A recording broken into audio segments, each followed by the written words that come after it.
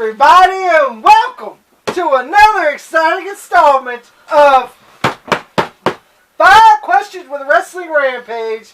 The three amigos are back in this bitch with sweet gums. Okay.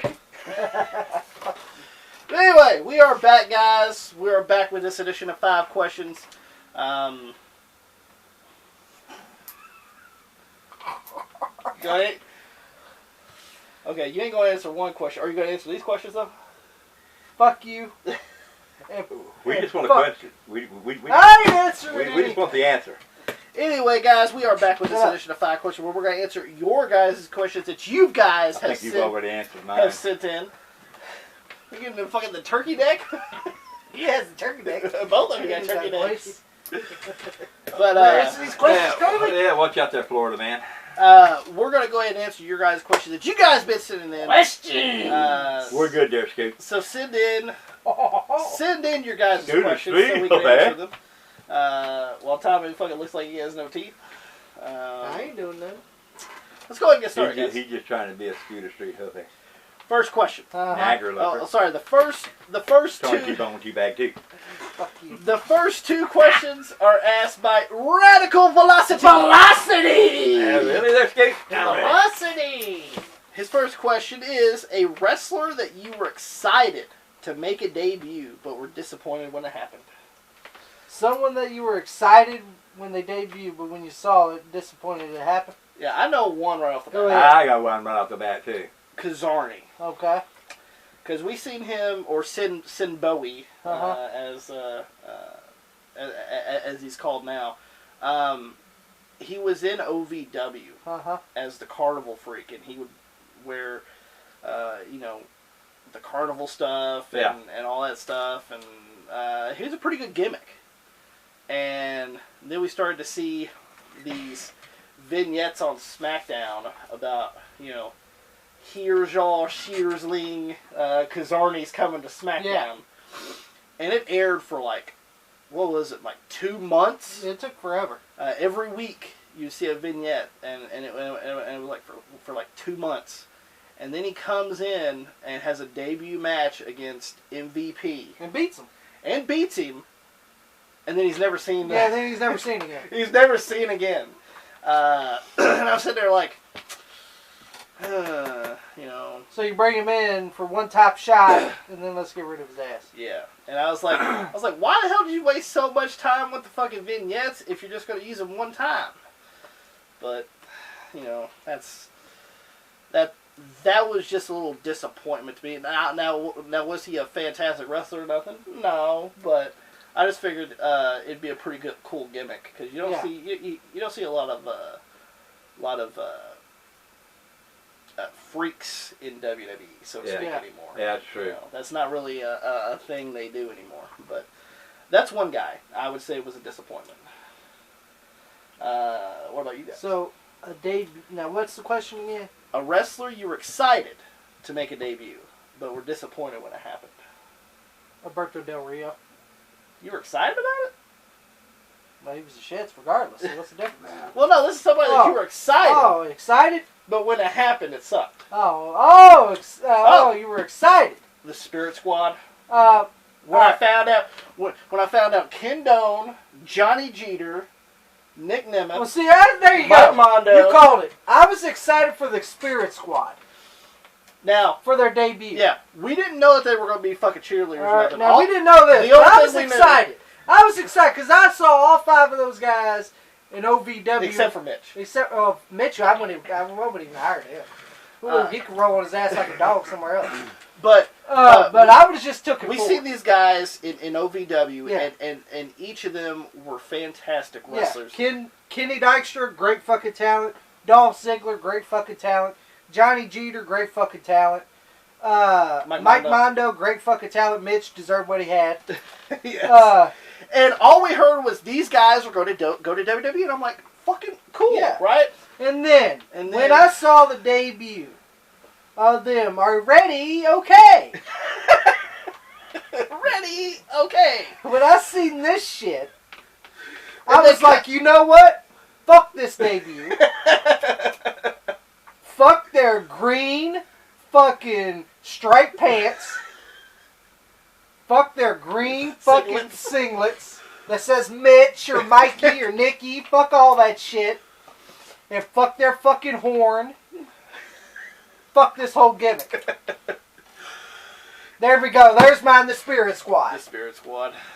That was a really big disappointment. You found out that these guys can go. These guys are fucking fantastic. And then they come you give them fucking cheerleaders. They're male cheerleaders. Which where'd you get this wrong. from? Where'd you get this from? Bring it on? Bring it on. Fucking Spirit Squad. That's mine. Pops, is there a wrestler that you were excited to debut but were disappointed when it happened? Oh yeah, Who is it? Most certainly was an OVW. He was a talented motherfucking wrestler. Could go in the ring and do amazing stuff. Tie people in knots. Nick Dinsmore. And guess what? When we seen him, I'm you. Fucking dumb motherfuckers. It was just so ridiculous in my opinion, and I just and seeing him do other people's moves when he is a classic mover himself, could do any goddamn wrestling hole in the world. I don't need to see him do the stunner or the goddamn rock bottom. He had his own fucking thing. And OVW, nobody could deny he was a fucking star. But I was so excited that he was going. Man, he's going. Because they said Nick Dinsmore signed a contract. He'll be going to WWE soon. And we have watched, and I watched and waited and seen other people go there, and him staying there, and then it finally come out the news. He signed a contract, and I was so proud of that man because I knew the minute he hit there that they had fucking talent. I mean, I knew he was going places. You were gonna sit there, you're like, he could fucking the matches he could have with Eddie Guerrero, the matches he could have with Benoit, the matches he could have with Jericho. Yes. And you're sitting there like, these are going to be fucking fantastic. These are going to be fucking, you can line him up with other classic matches, and I thought, man, that's great. He's going to get in there with goddamn great talent. Both of them, all the, he's going to make everybody shine. The talents that they can put him with is going to shine for him. And then his debut come, and I was just like, well, you fucking kidding me. Yeah, the debut comes, and Eric Bischoff told Regal that you will have to manage my nephew Eugene, and he goes to the fucking hallway and finds Eugene fucking chewing on his goddamn fucking hand with his coat inside out. Yeah, with his coat inside out. And the name tag says, "Hello, my name is Eugene." Yeah, hello, my name is Eugene on it. I'm sitting there like, that's Nick Dinsmore. Yep, that was Nick. Well, this sucks. Yeah, I feel sorry for him. Yep. And I knew. If I would have known this, send me back to Louis. And I knew myself just as soon as I saw him. I said, well, his career's over. Yep. WWE fucking shit on his head. And now I was right. They did. Yeah. Next question. Next question is kind of along the same lines, but it's a wrestler you were not excited to make a debut, but you were impressed when it happened. A wrestler that was excited? No, that you weren't excited. Okay. And then when they debut, you're like, cool. Gene Snitsky. Really? Yeah, because he had one of the worst matches with Kane. Kane! No, but he got a top spot. He did get a top spot. Yeah, he's did. Working in his debut. He's working with fucking Kane, who's the top guy. Well, not a top guy around this time, but it's a big name. A big name. Well, former WWF champion, former Intercontinental champion, former tag team champion. That's what I'm saying. I had to go. That's highly decorated. Now, I wasn't actually like. That's why I was impressed, because I didn't like Gene Snitsky anyway. But you know what I'm saying. But you were impressed that he got a top shot. He got a top spot, and working with Kane, and he sucked. I'm being honest. Well, that's why I gave him the foot fetish at the end of it. And teaming with Tyson Tomko and Goldust and all them guys, and then jobbing out. Yeah. And then change his teeth to yellow. Yes. Yeah. Snitsky. And or as Piles calls him, Schnitsky. I have to go with Gene Snitsky. Gene Snitsky. All right. Pops, was there a wrestler that you weren't excited that made a debut, but you were impressed by him? I tell you what, we just got done talking about these guys, and I tell you, I wouldn't have passed with Dolph Ziggler at all. But even with his Spirit Squad, but when he broke away from the Spirit Squad, I kind of said, this guy, he's pretty goddamn good. Oh, you like the Dolph Ziggler? Yeah, I like the Dolph Ziggler motherfucker. The Spirit Squad, it didn't fit with that motherfucker at all. When he debuted as Dolph Ziggler. Yeah, when he debuted as Dolph Ziggler, I was like, now, and I seen how good he was. But alone, didn't have to have him goose with him. Mm-hmm. And I thought, well, this motherfucker is decent. Mm-hmm. And I was impressed by him to start off. I never liked him, but I was still impressed by him. Oh yeah. Made a debut, but was impressed. Okay, I got one. Now, I didn't really like his debut, but I enjoyed what happened when he eventually started to get some steam behind him. Orlando Jordan. Jordan. Yeah. I like Orlando Jordan, or I did in WWE, I should say. His TNA run. No one liked his TNA run. But no one liked TNA run. Nobody liked anybody's TNA run. But I enjoyed because he did have some matches on SmackDown and things of that nature, and he was in OVW for a little bit.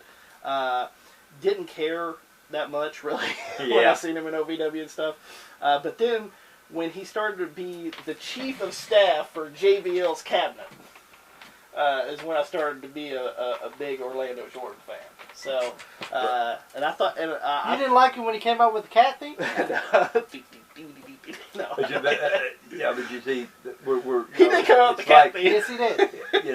It's like though that would he have been anything if JBL hadn't reached his hand out and said, I'll bring you in with me.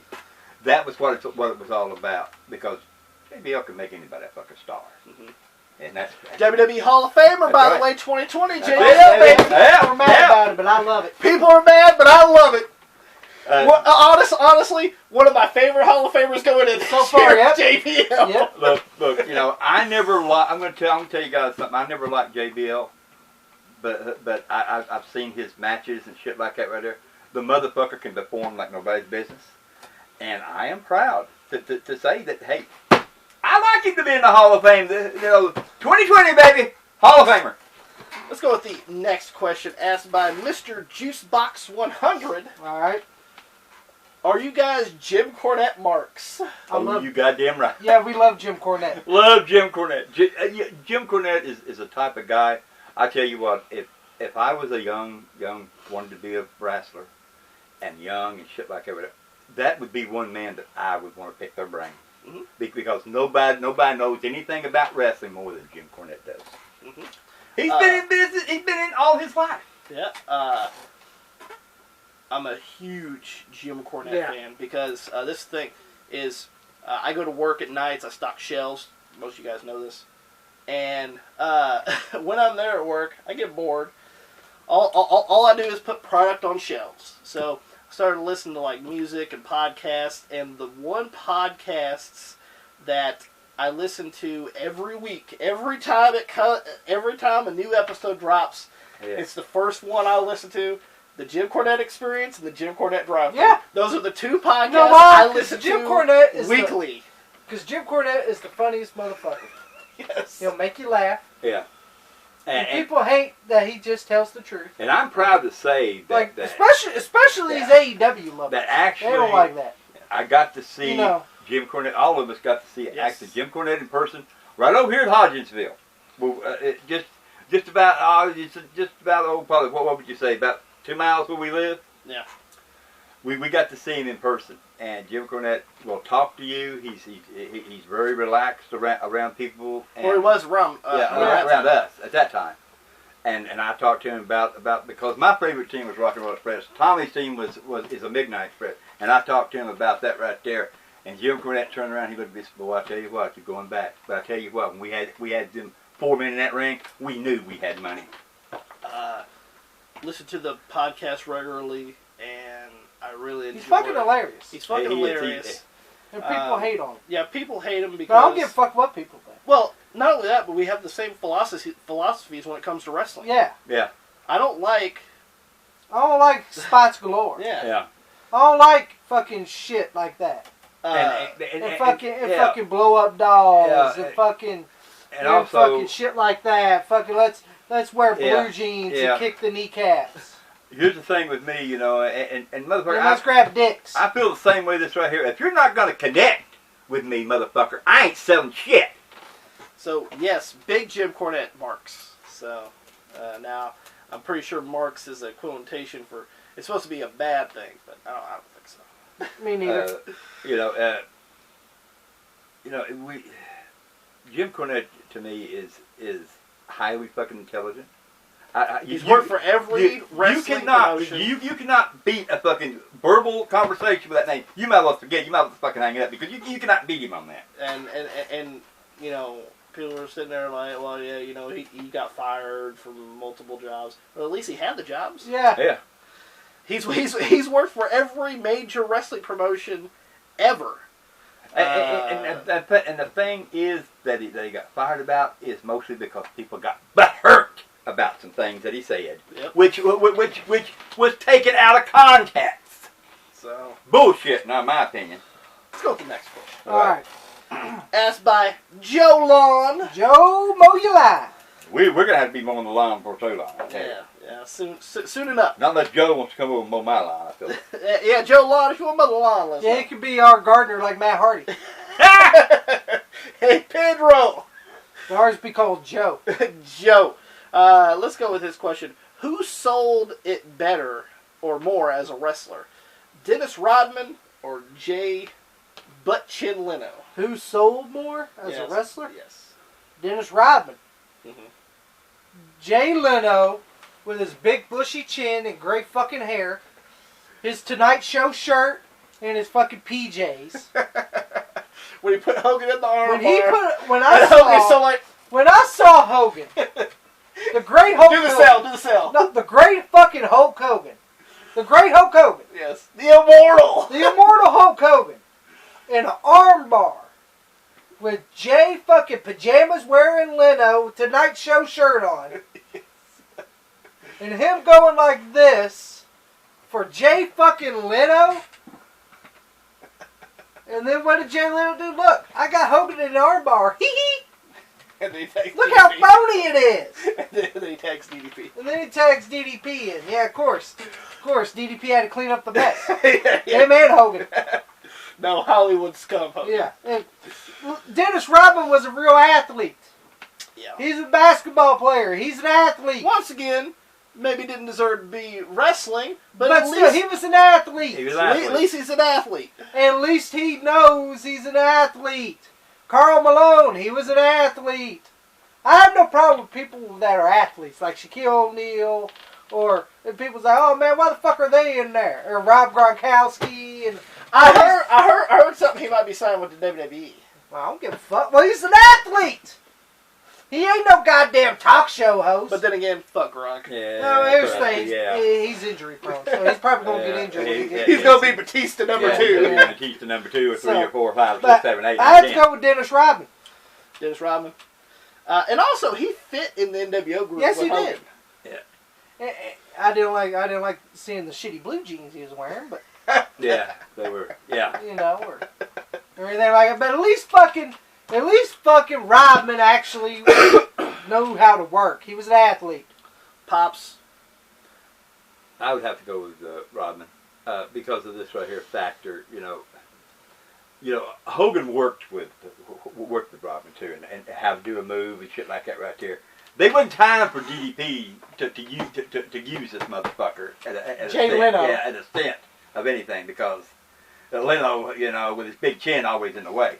But anyhow, you know. Come on, he's got Bischoff in there too. I would not. At least Bischoff could do some fucking Karate Kid shit. I would have said, I'm telling you. He's the best. I'm telling you, if I would have been DDP, I'd have said no. I am not. And if I'd been Hogan, I'd said no. I'm not selling for this motherfucker. I'm not. That motherfucking big chin fuck is not putting me in no goddamn armbar. And Hogan sold it like a fucking... Oh, Leno, you want to be involved? Just go after Bischoff. That's all you're going to do. You ain't gonna touch me because I'm not cutting head off. Yeah, you know, that's Knock like Bischoff out in his gray sweats. Yeah, knock Bischoff out of his fucking blue. To me, that's fucking that's black almost like sweats with fucking white stripes. as the people say. Of course, you know, if you're, you know, you're not that way anyway. But you know, I'd say, you know, like a Ricky Morton. Now Ricky Morton's a damn good seller, but a Ricky Morton slap is like this. You hold your hand like that right there, and then you slap your hand. That right there is a Ricky Morton slap. And that right there, if I'd been Hogan, I'd said, no, I ain't selling for this goddamn goofball motherfucker. If you want me to sell, get DDP in the ring, and I'll let him put. I will go with him with me in the arm bar. But as far as this gigolo motherfucker, jiggly motherfucker. you try, I'm gonna tell him right to his fucking face. You try to put me in the arm bar, and I'll knock your fucking head off. I'll knock your goddamn Tonight Show head off. Just like when Vince asked Piper about Cyndi Lauper, you think you could kick her without hurting her? Well, I can put her teeth down her throat, but what's the difference? Yeah. But anyway, definitely Dennis Rodman. He is a pro ball athlete. He can do things. He doesn't sit behind a goddamn desk. And makes fun of fucking social talk issues. show host. He's no talk show host. He's out there fucking actually doing some stuff. He's an athlete. He's an athlete. And I thought he fit with Hogan with the NWO. Yeah, because he fit. You know, NWO was that countercultural Rodman change. was the same way. And Rodman was the same way. And Carl Karl Malone was great too. He was an athlete. Yeah. Karl Malone could I tell you, when Dennis Rodman and to me, Karl Malone could go. And I believe, you know, after training them, and see that them motherfuckers should go inside that ring. That match at Bash of the Beach with DDP and Malone versus Rodman and Hogan was a hell of a lot better. Yeah, it was. Than fucking Jay Leno and DDP and if you and watch, Hogan and Bischoff. And if you watch the difference in that right there, you could tell that these guys trained for this right here. Mm-hmm. They were out there doing their shit. Now, granted, should Rodman have been in wrestling? No. But at least he's an athlete. No. At least he can get something done. Yeah. Now, did it look pretty? No. No, but at least he was an athlete. At least he could have done something. But it was in there. It was in there with pros, with professional wrestlers, and the professional wrestlers made them motherfuckers look like stars. Let's go with the last question for this edition of 5 Questions, right. asked by our good friend Awesome 4K. Awesome 4K. Go check out his YouTube channel. His YouTube channel will be in the link of the description below. Go click on that link and hit that subscribe button. Thoughts on Retromania, the wrestling game. Now, we've seen some promo stuff on this, especially even through NWA Power. Apparently this game is a sequel to WrestleFest. Now, me and Tommy know WrestleFest quite well. Yes. Because me and Tommy played it in the arcades when it was out in the arcades. Yeah. Because back in the 90s, there were arcades, which was just full of arcade machines and pinball machines. And we even played the WWF Royal Rumble pinball machine. I remember that was in a laundry mat. Back, we actually had one in a laundromat that we used to go and play. Because back in that their day, you know, we didn't have what we have now, people. Yeah. Nowadays, fucking arcades are like extinct. Yeah. I mean, they're no longer, they're like the dinosaur now. And me and Tommy would go to some arcades and we'd play WrestleFest, and I thought it was a fantastic game. And this is a sequel to this, in a way where it's the same kind of style, same kind of performance, wrestling. And this is supposed to release in July of 2020, and it's going to be released on all platforms: PC with Steam, PS4, Xbox One, Nintendo Switch. Now, I'm assuming it's going to be a digital download game. That's what I'm looking for. I have my real doubts it's going to be a hard copy. Disc. I don't think it's going to be disc formatted. Yeah, I don't think so. I hope it is. I mean, I would love for it to be a physical release. But, I'm not a big fan of digital. Yeah, but apparently on Retromania you're going to see Hawk and Animal, the Road Warriors. You're going to see Tommy Dreamer, Nick Aldis, from the NWA. You got fucking Colt Cabana. Anyway. Well, I would never use him anyway. Yeah. So. No, I I would get him and beat the shit out of him. Yeah. You also got the Universal Heartthrob. You have Austin Idol. You have the. And I tell you what, I love the Universal Heartthrob. Yeah, the BWO. I love it. The BWO is going to be on that game. Which fuck Nova. Yeah. No. And I'm trying to think of who else is on the game, but there's going to be quite a few people on this game. Now, but you see the reason why, I would love to have it, on disc. The reason why I don't like it, you download, because if something happens to your... Well, I mean, it's still going to be in your system, cloud, but still. Yeah, but if something happens to your damn system, that motherfucker's gone for good. You ain't never going to get that motherfucker back. I mean, unless you buy another PS4. Unless you buy another PS4, or any kind of system that it's on. Now, this is the thing, is this better not be a $60 game. Yeah. It better not be a WWE fucking price game. Yes. If this game is $20, I might buy it. Yeah. Hell, even 30 I might buy it. 30, pushing it, maybe. 30, but if it's more than that, 40, 50, 60 bucks, fuck that. I tell you what, I'll put a limit on myself. If this right here is over $30, they can keep the motherfucker. Yeah, if it's 40, 50, 60 bucks, fuck that. Now that's gonna be my limit right there. $30 I'll go for. Any higher, fuck it. I mean, I'm hoping it's maybe like $20. Yeah. Because you're gonna, I believe you're gonna get a lot more out of that game if it's cheaper, and because let's just be honest, not everybody's gonna be wanting to buy this game. Yeah. It's a very niche kind of game. Yeah.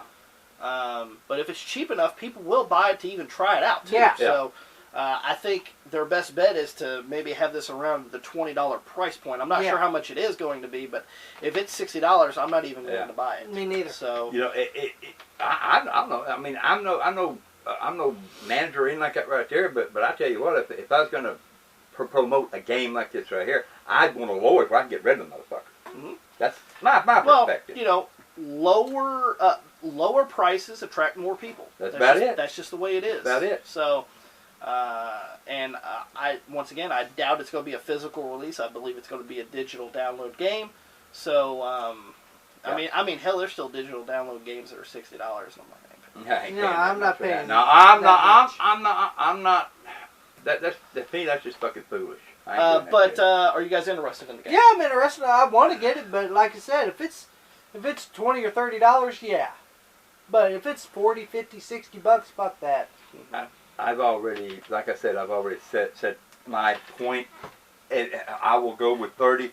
Any more, they can keep the motherfuckers. Agreed. I'll pick Tommy Dreamer to do the Death Valley Driver on Colt Cabana.